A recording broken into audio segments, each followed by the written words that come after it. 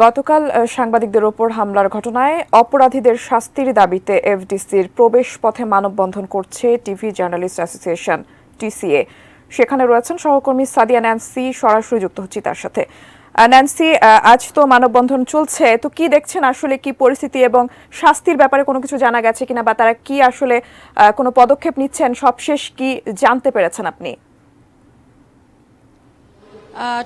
আপনি নিশ্চয়ই জানেন যে গতকাল এফডিসিতে যে অপ্রত্যাশিত ঘটনা ঘটেছে, অর্থাৎ শিল্পী সমিতির নতুন কমিটির শপথ গ্রহণ ছিল এবং সেই শপথ গ্রহণ শেষে কিন্তু গণমাধ্যম কর্মীদের সঙ্গে শিল্পী সমিতির বেশ কয়েকজন সদস্যদের হামলার ঘটনা ঘটে এবং সেই ঘটনাকে কেন্দ্র করেই কিন্তু আজকে মানববন্ধনে দাঁড়িয়েছে গণমাধ্যম কর্মী যারা আছেন তারা সবাই। আপনি নিশ্চয়ই দেখতে পাচ্ছেন এই মুহূর্তে এফডিসির গেটের সামনে টিভি ক্যামেরা অ্যাসোসিয়েশন থেকে, অর্থাৎ টিসি এর যেই গণমাধ্যম কর্মীরা আছেন সেই সংগঠন থেকে মানববন্ধনে দাঁড়ানো হয়েছে এবং তারা এই মানববন্ধনে দাঁড়ানোর মূল কারণে কিন্তু গতকালে যে অপরাধী আছেন, অর্থাৎ যারা গণমাধ্যম কর্মীদের উপর হামলা চালিয়েছেন তাদের শাস্তির দাবিতে, অর্থাৎ সুষ্ঠু তদন্ত। যদিও শিল্পী সমিতির পক্ষ থেকে গতকাল গণমাধ্যম কর্মীদের জানানো হয়েছে তারা 24 ঘন্টার সময় চেয়েছেন তাদের শাস্তির আওতায় আনার জন্য, কিংবা তদন্ত কমিটি যে গঠন করা হয়েছে সেই তদন্ত কমিটির সাপেক্ষে যে যারা তদন্ত করবে সেই রিপোর্ট সাপেক্ষে হয়তো আজকে সন্ধ্যার পরে কোনো একটা সিদ্ধান্তে তারা আসবেন, এই ধরনের একটা আশ্বাস কিন্তু শিল্পী সমিতির পক্ষ থেকে দেওয়া হয়েছে।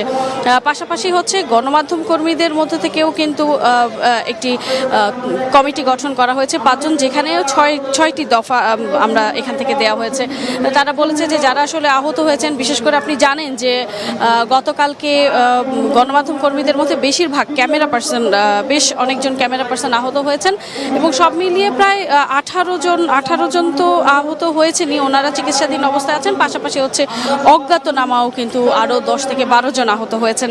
তো এই সব মিলিয়ে যেই প্রেক্ষাপট, সেই প্রেক্ষাপটের কারণে মূলত এই 6 দফা আমাদের পক্ষ থেকে দেওয়া হয়েছে যে যারা আহত হয়েছে তাদের চিকিৎসা করা থেকে শুরু করে যে তদন্ত কমিটি সুষ্ঠু তদন্ত করে সেটার বিচার ব্যবস্থা করা।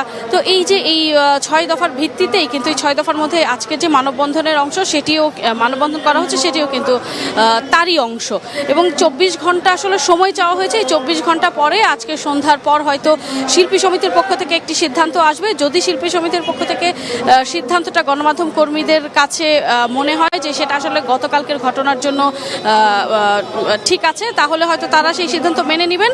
অন্যথায় হয়তো এই মানববন্ধন থেকেও কোনো কর্মসূচি আসতে পারে, নয়তো বা সন্ধ্যার পর হয়তো গণমাধ্যম কর্মীদের কাছ থেকে আরও কিছু কর্মসূচির ঘোষণা আসবে। টুম্পা, এই ছিল আমার কাছে এফডিসির সামনে থেকে।